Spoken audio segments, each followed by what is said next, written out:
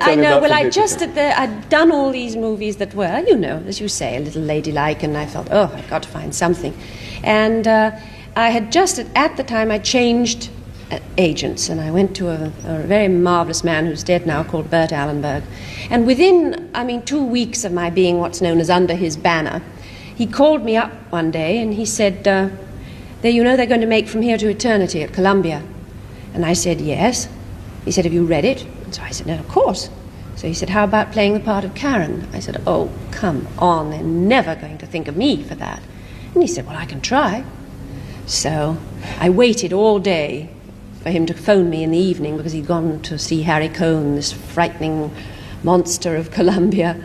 And the phone rang in the evening. I picked it up, and it was Bert, and I said, well, what? He said, you're right, they kicked me out of the office. I said, I told you not to go in there and make me a fool of me, you see. But he was a very clever man. All he did was go in there, make the suggestion, and leave. And Harry Cohn screamed, you've got to be crazy. Wah, wah, wah, wah, wah, you know. The germ had been sown in his mind. And the next day, it worked. He called in his producer. He called in Fred Zinnemann, who was the director, and said, that crazy Allenberg has got a suggestion for her to play Karen, Deborah Carr. And they both kind of went like that and said, well, of course. And that's literally how that happened. Amazing.